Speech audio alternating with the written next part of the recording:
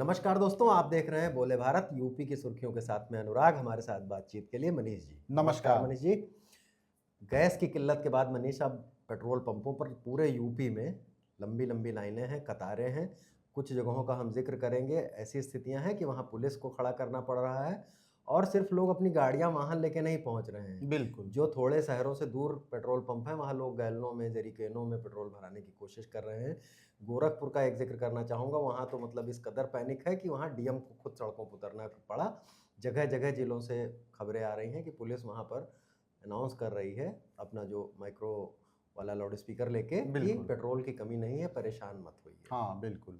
नहीं, पुलिस जो अनाउंस कर रही है अनुराग, और जो आपने बताया कि सीएम सिटी गोरखपुर में डीएम खुद सड़क सड़क पे उतर के और निरीक्षण मुआयना कर रहे हैं। लोगों को ये बात समझनी चाहिए कि जब वो पेट्रोल पंप पे जा रहे हैं, तो क्या किसी भी पेट्रोल पंप वाले ने ये बोर्ड लगाया है कि पेट्रोल नहीं है, डीजल नहीं है?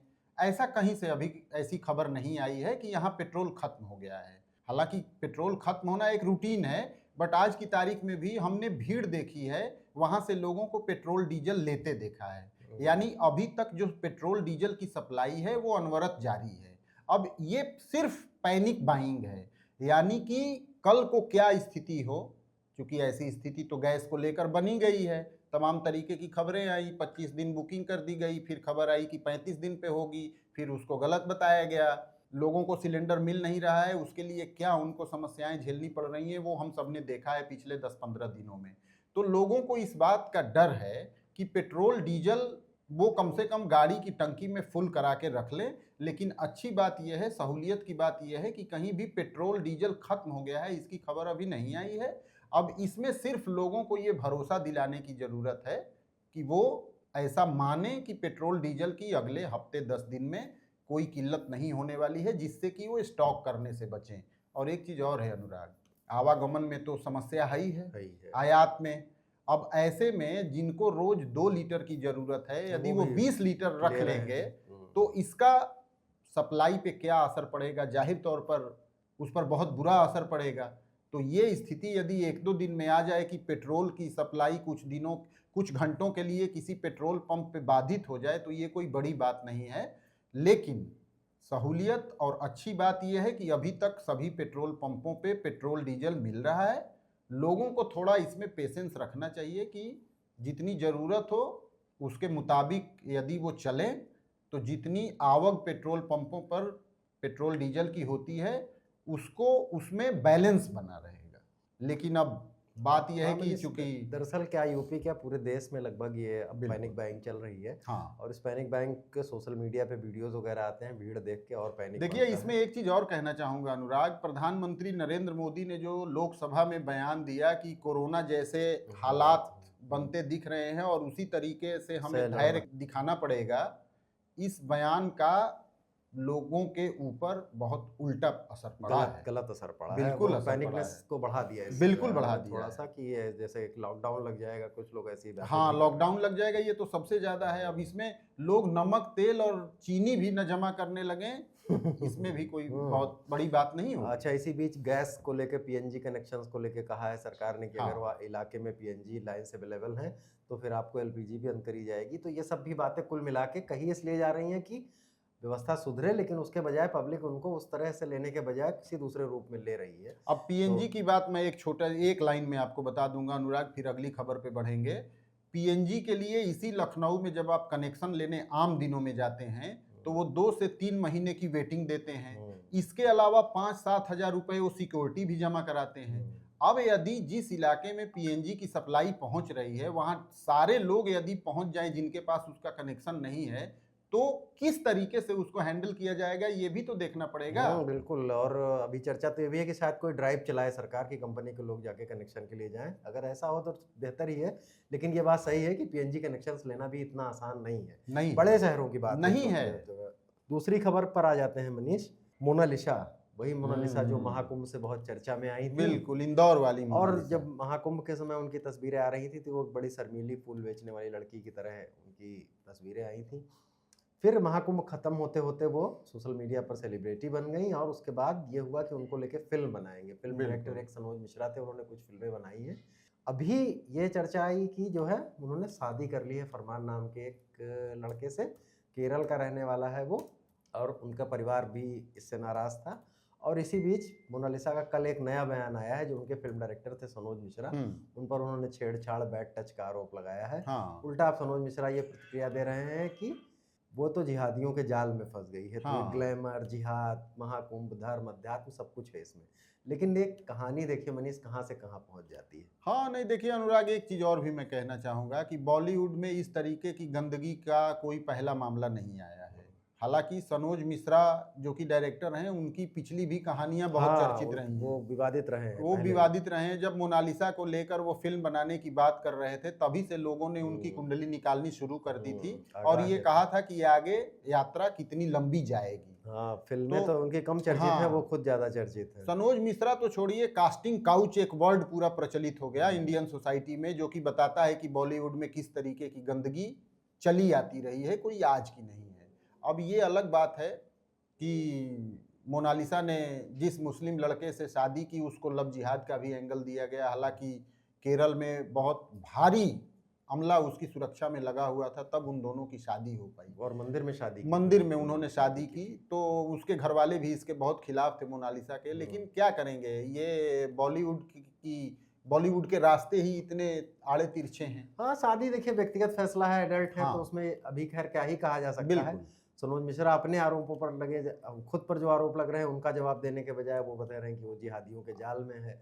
और फिर एक सीधी सादी लड़की का इस तरह से विवादों में खिंचाना, तो ये बड़ा अनुराग आसान होता है, आप अपने प्रोटेक्शन के लिए धर्म की आड़ ले लें। ले सही बात है, बहुत आसान होता है।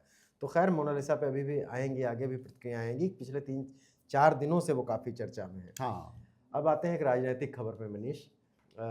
फूलन देवी की बहन रुक्मणी देवी को रुक्मणी देवी समाजवादी पार्टी ने अपनी महिला विंग का महिला प्रदेश अध्यक्ष बनाया है। और 67 साल की हैं रुक्मणी देवी। कुछ चुनाव वगैरह भी फतेहपुर से लड़ चुकी हैं, एक आध पार्टियों में रह चुकी हैं, पहले भी सपा में रह चुकी हैं। प्रगतिशील मानव समाज हाँ, पार्टी। पहले भी सपा में रह चुकी हैं। हाँ, और जब वो सपा में थी, एक समय अखिलेश ने उनको स्कॉर्पियो दी थी, हाँ। अब भी इनको लेकर खबरें आई थी। लेकिन मुख्य ये है कि वो फूलन देवी की बहन है। लेकिन हम इसके बहाने आपसे ये जानना ये चाहेंगे कि जो निषाद राजनीति, हाँ। संजय निषाद अभी गोरखपुर में रोए ही थे, प्रयागराज में धरने पे बैठ गए, कह रहे थे कि हक नहीं मिल रहा है, समाज की बहन बेटियों के साथ बदसलूकी हो रही है, और हमको तो अनुसूचित जाति में नहीं शामिल किया गया। सपा बसपा सबने ठगा, भाजपा भी ठगेगी, तो हम क्या करेंगे। बिल्कुल। और अखिलेश ने ये कर दिया है। और साध्वी निरंजन ज्योति का आप जानते ही हैं कि राष्ट्रीय पिछड़ा वर्ग के आयोग भारतीय जनता पार्टी उनको बना चुकी है, पूर्व सांसद भी हैं। बिल्कुल। तो क्या मतलब एकाएक एकदम से निषाद पूरी ओबीसी पॉलिटिक्स के सेंटर में आ गए हैं। देखिए, और उसको संजय निषाद तो दलित की ओर भी ले जाना चाहते हैं, SC ST वाली बात करके। देखिए, अभी तक जो निषादों पर संजय निषाद का प्रभाव था, वो तिलिस्म में बहुत हद तक टूटता हुआ दिख रहा है। और यही वजह है कि गोरखपुर की जनसभा में उन्हें रोना पड़ा। अब बात यह है कि रोने के बाद भी वो ट्रोल हो रहे हैं। बिल्कुल ट्रोल हो रहे हैं, कोई सिंपैथी नहीं है। और ये बात बहुत हद तक ऐसी पार्टियों के, खाली निषाद पार्टी का नहीं, यदि सुहेलदेव भारतीय समाज पार्टी देखें, अनुप्रिया पटेल की पार्टी देखें, अपना दल, इस तरीके की पार्टियों में परिवार के लोगों के हाथों में ही, चाहे वो इधर यूपी की बात करिए या सदर्न स्टेट की बात करिए, ज़्यादातर KTR और उनके परिवार के बारे में आपने सुना होगा, तो इससे बहुत ज़्यादा चिढ़ है कि निषादों का तो आपने वोट दिया, लेकिन एक आम निषाद को आपने स्टेक होल्डर बनाया क्या? आपने अन्य किसी को चुनाव लड़ाया क्या? आप तो चुनाव लड़ाने के लिए आयातित नेताओं को ले आते हैं, उनको भी टिकट देते हैं। तो अब चूंकि अनुराग, निषादों की संख्या यूपी में यादवों के बाद दूसरे नंबर पे है। हाँ, बड़ी संख्या है, कहते हैं कि लगभग बड़ी संख्या है। और मुलायम सिंह यादव ने इस पॉलिटिकल और कास्ट डायनेमिक्स को समझा था। उन्होंने फूलन देवी निषाद को यूं ही चुनाव नहीं लड़ाया था लोकसभा का और सांसद बनाया था। बिल्कुल, वो तो बीच में ऐसा टर्म रहा सपा का कि मुलायम सिंह की मौजूदगी में जब अखिलेश यादव का रौला चलता था, तब वो निषादों को बहुत ढंग से संभाल नहीं पाए। नहीं तो उन्हें रुक्मिणी देवी निषाद को इतना तरजीह देने की जरूरत न पड़ती, क्योंकि निषाद सपा के साथ थे, बंधे हुए। उसमें मनीष एक ये भी हुआ था कि बीच में बसपा का जब उभार हुआ, तो जो 2007 के आसपास जब आई बहन जी, तो उस बार बसपा ने भी निषादों को साधने की कोशिश की थी। बिल्कुल। और फिर वो उसमें चले गए और मुलायम सिंह से निषाद और छटका था, लेकिन अखिलेश उसको बरकरार नहीं रख पाए। लेकिन 2024 के चुनाव में निषादों का झुकाव सपा की तरफ काफी देखा। अब भाजपा के लिए मुश्किल ये है कि निषाद कम्युनिटी से बीजेपी के पास अपना कोई बड़ा रिफाइंड लीडर नहीं है जो एड्रेस कर सके इस पूरी कम्युनिटी को। तो यहाँ से लाओ, वहाँ से लाओ, संजय निषाद को पकड़ो, ये सारी चीज़ें इस मामले में अखिलेश यादव और समाजवादी पार्टी का थोड़ा उनकी तौल भारी है दूसरी पार्टियों के मुकाबले। 2024 के आंकड़े भी यही बिल्कुल, कहते हैं। बिल्कुल। तो अब इस देखिए राजनीति आगे पलटेगी, संजय निषाद इस पे क्या कहते हैं आगे, क्योंकि अपने को बताते तो सबसे बड़ा संजय निषाद राजनीति का अगुआ वही है। बिल्कुल। एक और खबर है जो कि खबर है कार्रवाई की। जल जीवन मिशन के 25 इंजीनियर साहब लोग सस्पेंड किए गए हैं। नियमितताएं हैं कि जो नल से जल पहुंचने की घर घर वाली योजना थी उसको लेकर 19 पूरे प्रदेश में शिकायतें हैं और ये कहा जा रहा है कि कहीं टंकियां रखी हैं, कहीं पाइप है। आपको एक वाकया याद होगा कि महोबा में भारतीय जनता पार्टी के ही विधायक ब्रजभूषण राजपूत ने चरखारी से विधायक ब्रजभूषण राजपूत ने स्वतंत्र सिंह का काफिला रोक लिया था। 100 ग्राम प्रधान थे, दोनों में झड़प हुई थी और वो 3-4 दिन मामला सुर्खियों में रहा था। फिर ब्रजभूषण राजपूत एक दिन और गए थे, मीडिया को लेके गए, उन्होंने दिखाया कि देखिए कहीं पानी नहीं आ रहा है। और स्वतंत्र सिंह ने भी कुछ इशारों में उनके खिलाफ बोला था। तो ये यूपी की जो अंदरूनी भाजपा की राजनीति है उसमें भी बड़ा मसला गर्म रहता है। और भी विधायक बोलते हैं ऑफ द रिकॉर्ड कि इसमें अनियमितताएं, भ्रष्टाचार, इस सब को लेकर तमाम सारी शिकायतें हैं, बहुत सारी बातें करते हैं। एक लाइन में इस पूरे मामले को खत्म कर दूंगा अनुराग। जिस तरीके से लोकसभा में प्रधानमंत्री नरेंद्र मोदी ने कहा था कि मनरेगा को अब मैं जीवित इसलिए रखूंगा क्योंकि ये कांग्रेस के भ्रष्टाचार का स्मारक है। जिस दिन यूपी में सरकार पलटी उस दिन सत्तारूढ़ दल यही कहेगा कि जल जीवन मिशन भारतीय जनता पार्टी के भ्रष्टाचार का स्मारक है। तो यूपी की सुर्खियों को खत्म करते हैं। रामनवमी की आप लोगों को बधाई। 2 दिन की यूपी में छुट्टी हो गई है, आज छुट्टी है, कल भी अवकाश रहेगा और अगर जिनका शनिवार को अवकाश रहता है उनके लिए तो इतवार मिला के 4 दिन की छुट्टी हो गई है। तो इसी के साथ यूपी की सुर्खियों को विराम देते हैं। कल फिर नई सुर्खियों के साथ हाजिर होंगे। नमस्कार, धन्यवाद।